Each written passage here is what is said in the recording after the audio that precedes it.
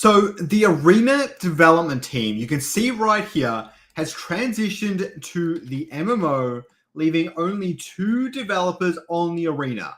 Neil is also one of the head producers for the MMO game, okay? It has finally happened. The Arena is deemed complete enough, and they've pivoted as many developers as they possibly can away from the Arena onto the MMO. Now, me personally, I don't really agree with this strategy. I think the Arena still has a lot of work it needs to be done. That being said, I mean, a lot of that's probably polish and adjusting spreadsheets and things like that. So they probably don't need a whole lot of developers to actually accomplish many of the things it requires, besides something like localization and mobile, but maybe some other individuals are working on that outside of what has just been mentioned here. So I think it's worth considering that.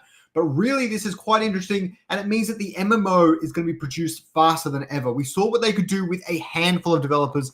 I don't think there were more than maybe 2 or maybe 3 people working on it for the most part this entire time. They managed to get combat in there, multiplayer, a bunch more set dressing and things like that, all those new enemies and things like that. They got a ton of work done with only a few people working on it. Now imagine what's going to happen when everyone jumps on it right this moment and starts putting all of the work in to get the MMO light complete. It is very, very exciting. Welcome back to the show, everyone. This is the Download Illuvium News, where I cover everything Illuvium, go through the Discord, go through everything everyone is saying, and keep you up to date and informed on the Illuvium ecosystem. I did not have that written out, by the way. I just winged that one. But let's jump into the announcements of the week. Unfortunately, Taryn couldn't make it here with us today. The first thing is that the Arena patch 1.12 is live. Here are the patch notes right here. You can see Taipan got a buff, my favorite word ever. The Elk got a nerf, Empath got a nerf, Fennec Fox, Water Buffalo, and Turtle. So Archie, Caradulo, Wink, and all the rest of it. There's also a little bit of a buff to Empath Max Threshold. This Max Threshold is insanely difficult to achieve. I don't know how anyone would achieve this. You need 10 Empaths to hit this. It should really be 9 at most. It's pretty ridiculous, but it is pretty powerful when you hit it. Like, Empaths don't do a whole lot of damage in a vacuum, but when you have enough of them all targeting the same opponent, and there's 10 of them on the board, they've all got a buff and they're all getting shielded all the time, they can actually do some serious damage to your opponents, and it's so much fun to watch. It's actually my favorite build right now is trying to get tons of Empaths and Scoriox in the middle. And the fun is that if you manage to get the Empath chip and give it to Scoriox, he gets the 30% attack speed and attack damage boost as well, because he becomes an empath and he gets the shielding. And that's the strategy I've been trying to employ. Having a bit of trouble so far. You need to really slow roll so you can level up really hard and get to level 9, 10. But it's undoubtedly so much fun. It's a lot easier when you get the empath links on the board. Okay, so buffs to Predator, Tempest, Toxic, Bloom, Shock, and Tsunami. I want to use more Shock. I'm assuming that that's pretty good now. If anyone knows in the chat if Shock is really good now, I'd love to see it. 4 Mystic 10 Empath would be unbeatable, G Hamster. You cannot convince me otherwise. How's it going, Crypto Quick Chat? CFTG, GD, Kevin, Dennis. So many people in the chat today. Love to see it. Tsunami improved splash damage. I used Tsunami once. It didn't do anything. This is not going to change anything. It's really, really bad. It just doesn't do enough damage for how often it goes off. You've got Shock going off every 2 seconds, doing way more damage, and this is going off every 10 seconds at minimum, you know what I mean? So it's really, really underwhelming. I know it gives that other benefit, but it's been nerfed to the ground. It used to be OP, I agree, but it's been nerfed a bit too much. Colossus getting nerfed is a bit odd. There's really no tankiness left in the game right now. Behemoth getting nerfed makes sense. Revenant getting nerfed really didn't get nerfed enough. 70 down to 60 is fucking nothing. Max threshold attack speed reduction is a pretty big nerf there, so I like to see that. Frost shield reduced. Yeah, that's fine. Activation threshold. I mean, really, these two aren't the thing that's making Frost good, but I think that's fine. And a mega power gained on crit. Massive reduction there. I didn't realize Phantom was actually that good, but clearly it was pretty powerful. So, yeah. How's it going, Katniss? As for buffs, we've got Emberling Rod getting an Omega damage increase. Tempest Lance getting an increase. One of my favorite weapons in the game. Earthgrasp Scepter also getting an increase. Like to see it.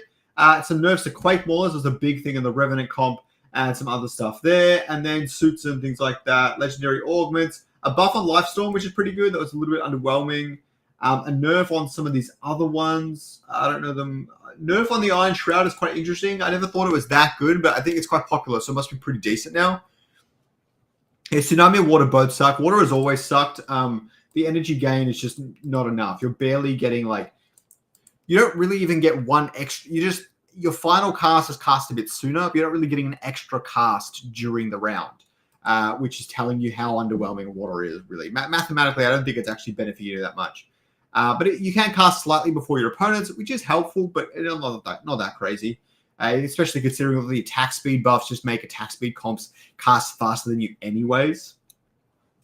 Okay, Hyper Suppression got buffed, which is pretty interesting. Actually, I don't use it too often, but every now and then I use it, and it's a pretty decent. I think Hyper Suppression is a pretty decent journal. What do you guys think? What do you think? Surely.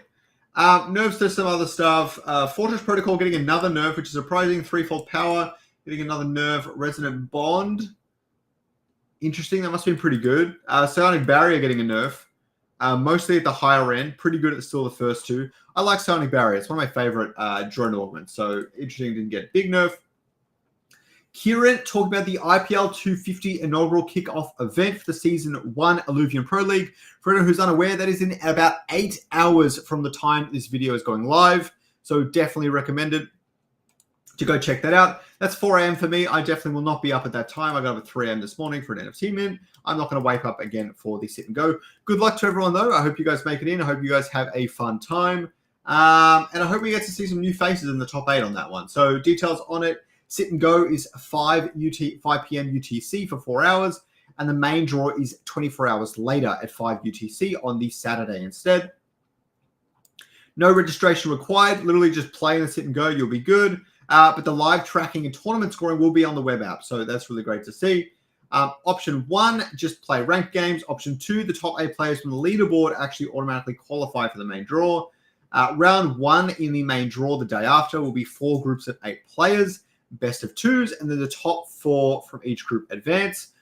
Then another best of 2, and then a best of 3. So overall, it's going to be 4 or 5 hours, I think. A little bit long.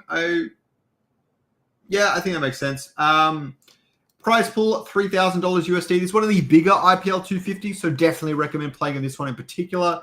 We're going to see 1,200, 750, 450, 750 at the bottom end. Even fourth price is pretty good at 250. I like this distribution personally.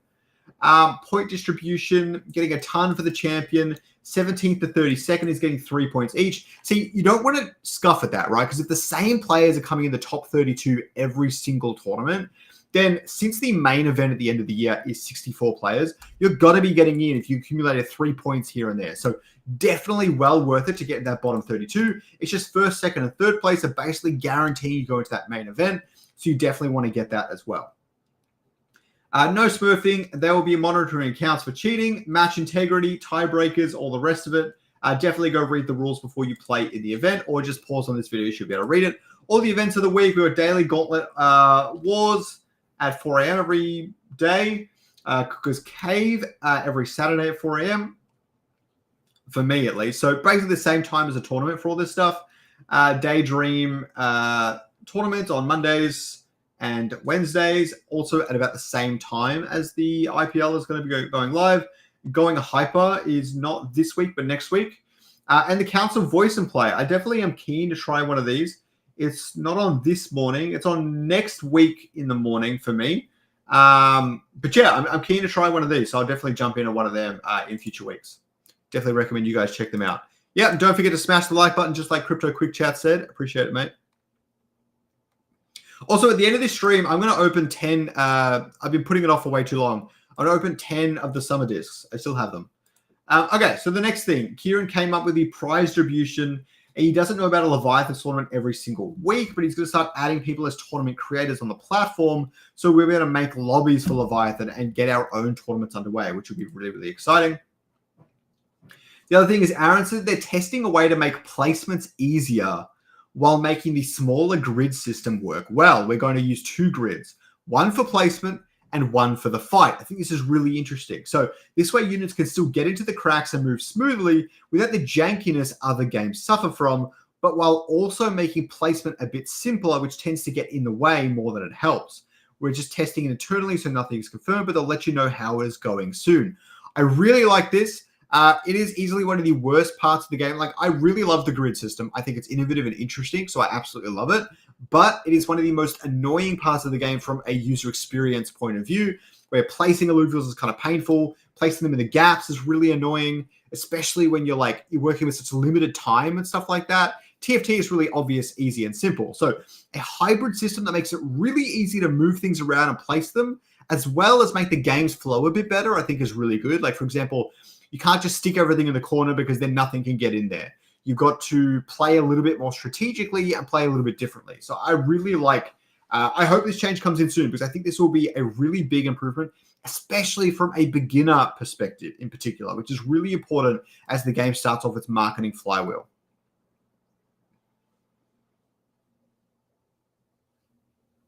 Yeah, the global time clocks are certainly messy. Let's put it that way. Okay, so the next thing is the IPL should be enough to, I think that's what I'm supposed to be reading. They no longer need a leaderboard, which should be moved to Leviathan. So apparently internally they discuss putting all the leaderboard rewards to Leviathan. I personally don't think they belong in Rank Gauntlet anymore, as the IPL is going to take over that role. I think putting it to Leviathan could be really cool. Update on Leviathan. It will take us a bit of time to move the logic of the bonuses so that we can configure them more easily. I'm going to make this a little bit bigger. And while it isn't much, we have a few other things that have been done now because they're about to be deployed. So when we get this locked in, they'll let you know. From there, they can test some tournaments with different parameters and find out what is best. Looking forward to it.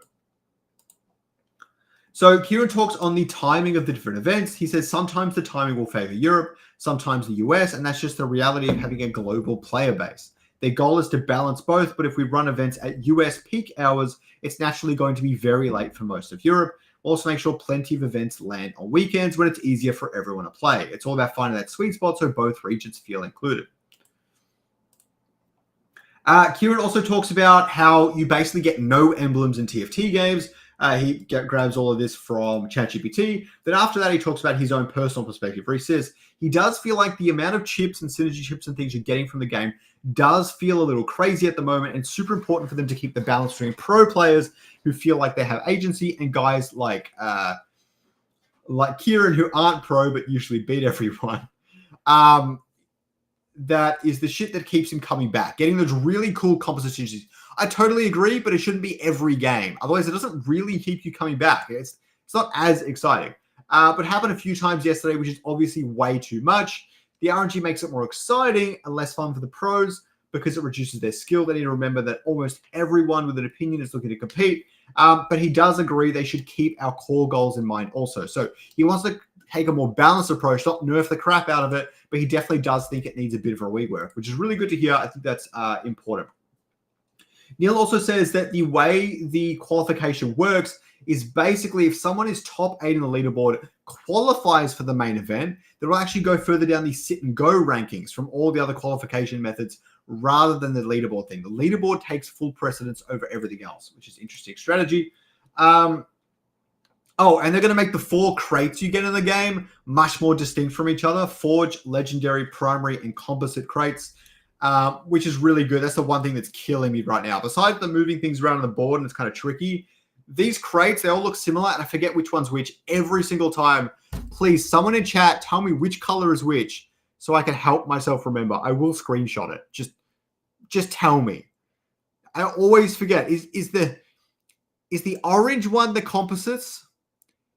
Is blue legendary? It's killing me, guys. It's killing me. Okay.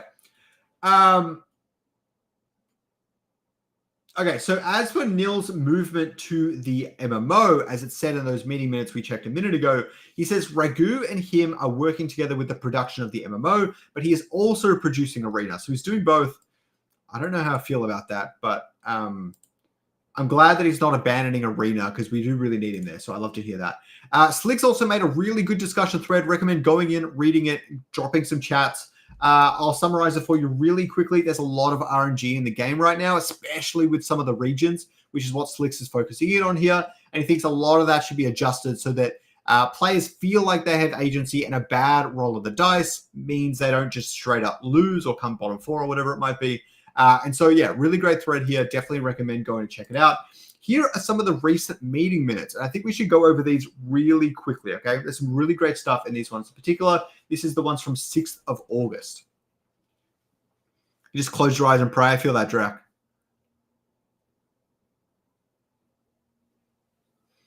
It shouldn't really project as Monday for really anyone. Whenever it's Monday for someone, if it's a Sunday tournament, it ends up being like 1 or 2 a.m. Monday for those people that it's a Monday.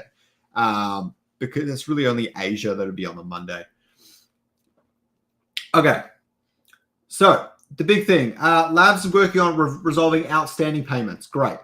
With the MMO, the goal is to showcase in-game footage of the boss fight later in the month. So that's exciting. Combat's under development with the aim of reaching a quality level comparable to Genshin Impact. I played Genshin Impact once a long time ago. I don't remember it all. If anyone's played it before, tell me if the combat's any good. I'd like to hear that, but I should try it. Multiplayer functionality is stable for 2 players, and they're working on scaling it, which is good to hear. Stable is important. Now, that's the hard part, so it's good they've got that on wraps. Companion Illuvium behavior is being approved to feel more like a pet, similar to the drone system with added personality. I don't quite know what that means, but companion alluvials, I think, should be the focus. So any improvement on that, I think, is probably a good thing.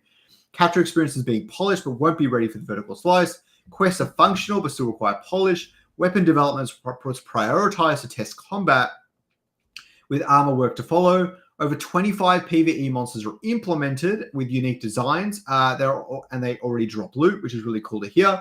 Brightland Steps has been reshaped. Day-night cycles are currently being worked on and will hopefully be ready, which is cool to hear. And Ranger progression is underway. And a few of the classes are already done for that, just for the boss fight showcase, but not all of them, it sounds like. Q2 burn report is nearly finalized, which is good. The DAO treasury is nearing the 150 Ethereum threshold, but they are suggesting pausing revenues. So we'll see if a proposal comes out about that soon. Leviathan will not be included in Season 1. However, recurring tournaments will take place throughout Season 1, and a separate dedicated Leviathan League may be considered, which is really cool to see. Possibility of paid alluvial leveling was discussed and is pending Labs' feedback. I think this is critical. I think this needs to happen ASAP, but I'm really biased on that one, so that's fine. Arena development team has transitioned to the MMO, like I said at the start of the episode, leaving only 2 developers on Arena. Labs is considering releasing a mini set to expand the balance the Arena roster, likely to coincide with Arena Season 2. If that means next year, that bums me right out, but I think it's important they get this in as soon as they possibly can. Currently, no plans to allocate resources to Ascendant or Survival game modes. I think that's fine for now. And TPI development, they've implemented internal changes to the TPI system. There are some unexpected issues, so they're targeting delivery within the next couple of weeks. Let's get into some of the community content of the week. First, we've got this Spaces with Illuvium, Kieran, Sam, Stefanina. The main host was Crescendo. So yeah, pretty banger cast here. I haven't listened to it myself. If you guys have listened to it, please let me know. I'm sure it has some great stuff in it, but I definitely want to check it out at some point. After that, Illuvium posted my beginner guide to the Illuvium Arena. I'm sorry it went a bit long. There's so much you need to know about the Illuvium Arena, so I wanted to get it all in there. I mean, maybe I could have broken it up into 2 separate videos, like understand the game and play the game or something like that. I don't know. But yeah, but the reason I'm sharing this X post instead of my own YouTube video is they have all the timestamps. You know what? I can steal them. I only just realized that. I'm going to steal the stamps and put them in my YouTube video.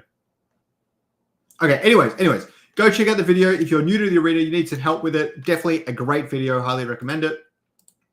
Okay, after that, we've only got 5 days left of Illuvium. Wait, that was posted yesterday. We've got 4 days left of Illuvium Beyond Wave 4 with 2,000 ILV prize pool up for grabs. Where do you stand on the Wave 4 leaderboard? Chase that 1 of 1 golden phosphorus Illuvitar. Yeah, sick. I wish I could win that. That is sick. Love this one too. But yeah, definitely go and check out the Wave 4 leaderboard. Buy some more discs at the very end and more. From Silent, a brand new content creator of some kind on YouTube, and Alluvial's tier list. Let's have a look at some of the first few Alluvials he put in there. I did all the tier 0s. Let's have a look a little bit further. Targetable, like with the smoke screen. And I know personally I tried to use this a ton because I personally am a big fan of the Wildfire perk. Or Wildfire Affinity. Yeah. Love to see it. He's put Monkia in B tier. I think that's respectable. Chukundi in D, though, is crazy. I think Chukundi is great, but you're right. You kind of got to hit those synergies. Flish has its own tier. I mean, I remember when Flish was insanely broken good, and now it's just like ass. It's so funny. But no, yeah, definitely go give this video some love or chuck it in the chat if anyone needs to know more about the Illuvials themselves. This is Beyond Alpha Wars. I don't know why it got downgraded so much. I've got to check that out. But yeah, this looks really, really cool. I think they've got some great ideas happening here. There's like it's like a unique card game. They're not just trying to make your classic TCG. They're making something quite interesting. I'm very excited to try this game and play it.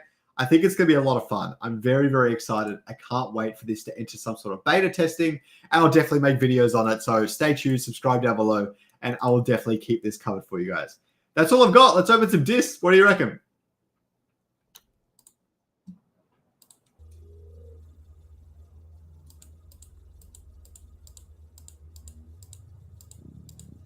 Oh, it's supposed to be a pop-up. I'm doing the pop-up. Hold on, guys. I only have one of the uncommon expressions. Like, if I luck out and get most of them, I might just get the cool Beyond album. I should sleeve a bunch of stuff, though.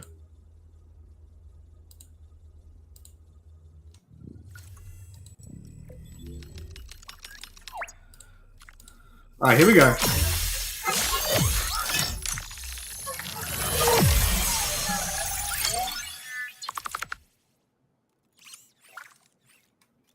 It's not red, orange. I think it's red.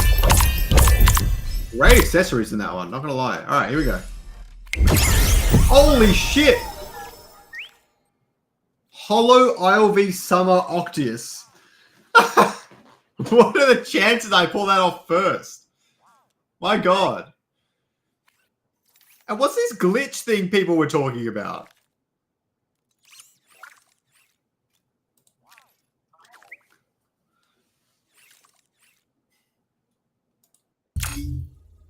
$5,500 power is actually madness. I'm not gonna lie. It's insane. Oh, it's too bad you can't bond it. Silver Bushman and Crypto Quick Chat need that Illuvitar. Maybe get another one. Okay, that one's definitely like a purple or something, right? It's so hard to tell. Hey, I got a flood. That's pretty good. Oh! I don't have a stabbing yet. That's good. I think I have one of each now. I've only opened 5, 10 discs before this. I think I hit 20 in the end. All right, here we go. Still not many uncommon expressions, though.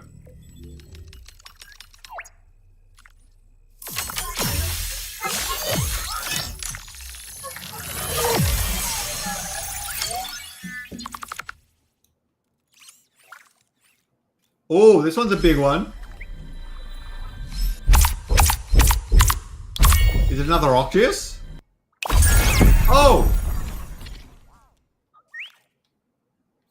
I don't understand what's special about this one. Maybe it's got an interesting background. I don't... I don't know the summer stuff that well. Do you guys know the summer stuff? Is that one good?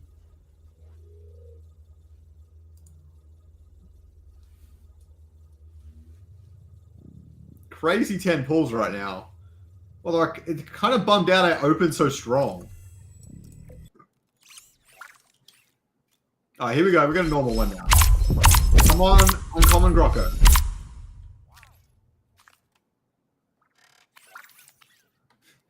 He's a basic Grocko. He's very basic. But I don't actually think I had that one yet. I had one of the, I think of the rare expression one.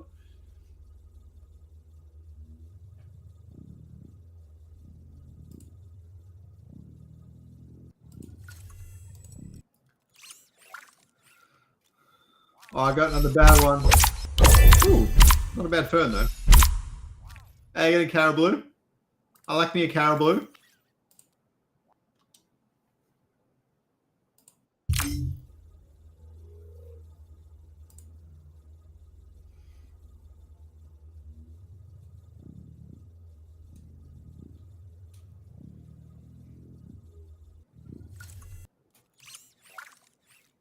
Oh, it's purple.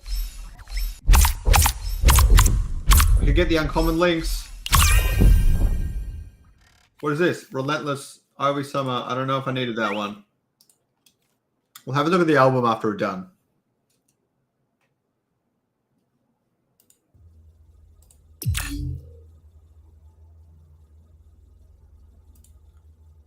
I have no idea if you guys can hear it.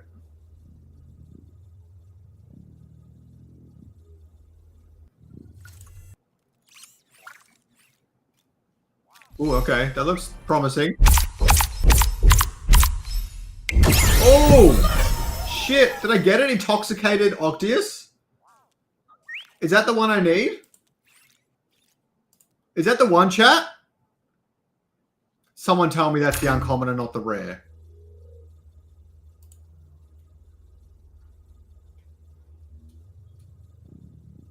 We're going to find out after I'm done, I guess.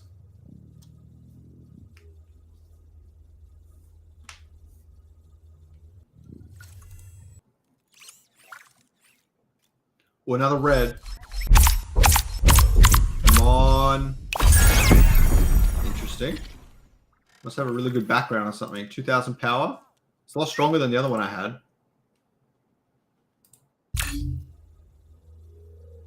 Yeah, crazy pulls today. Like, I don't know if, like, the odds got better or I've been insanely lucky. It's kind of hard for me to tell. Although my first, you didn't see these ones. My first 5 discs were basically 5 Caribou straight.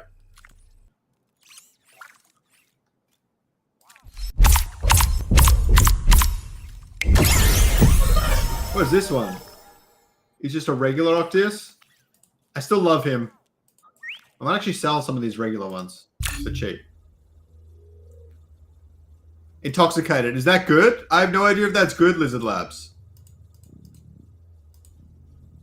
Are all the intoxicated ones good? I don't... Green, here we go. Haha, cute. Locked ILV Summer Caribou. I might have really needed that one. I think that was my last disc. Let me go to album. Wish I made it easier to get to. That's okay.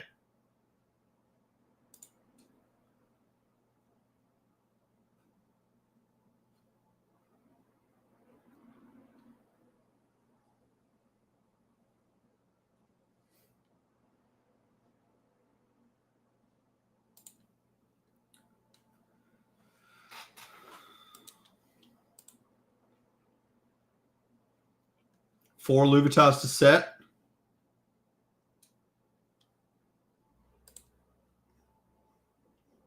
It's not going to auto set my holo. There we go. Yes, the intoxicated one is the one you really need. I've got these two. I need these two and the Grocco. I don't have any floods. The hell? How much is a flood?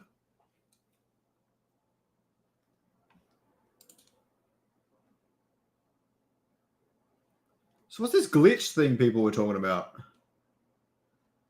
Either way, Holo Octius is pretty good.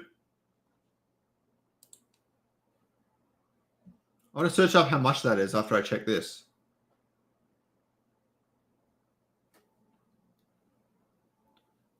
The Jolly Flood is 424.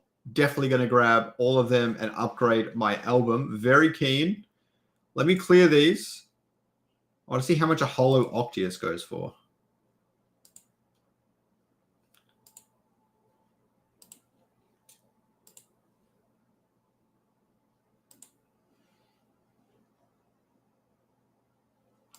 What is this glitch thing?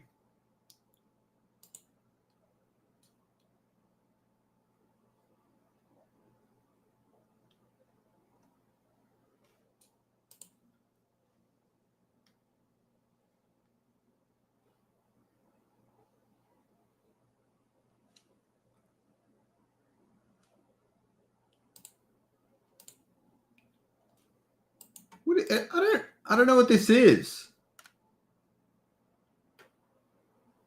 They're expensive though, I'll tell you that much.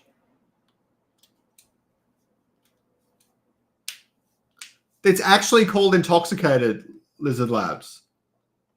The uncommon Octius is literally. All right, I'm gonna untick that now. I want to go Holo tier 5, and with the summer filter activated.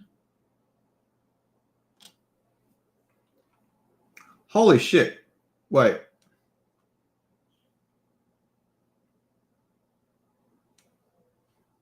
People are only selling it for like 3K? How many exist?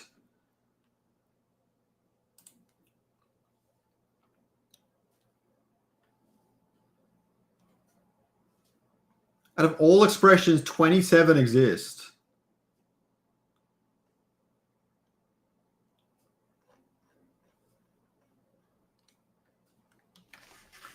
Alexa, I'll sell it to you for $1,000. I don't need it.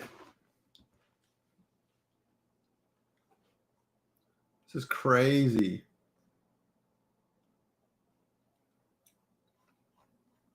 Wonder if any have sold. I don't think it'll show me. Be curious though. Yeah, I don't know. I think that the intoxicated Octius that's not hollow, I don't think is that crazy. I think that's just I think that's just like $40 or something. This glitched one. I don't get it. What makes it glitched?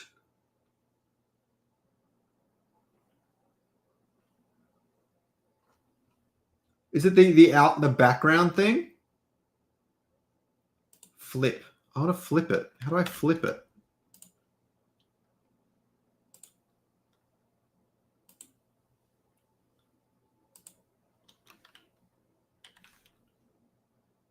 I don't get it, but I like it. It's cool. Glitch flipped. I don't get it. Check the arrow and filter recent sales. I don't think there's going to be any recent sales, to be honest. I don't know which arrow. This one?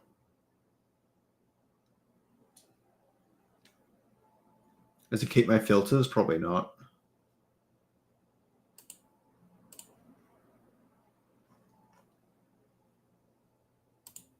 Why would I do it now? It just changed?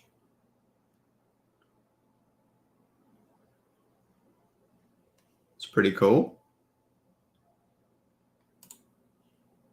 Does it change from 109.20?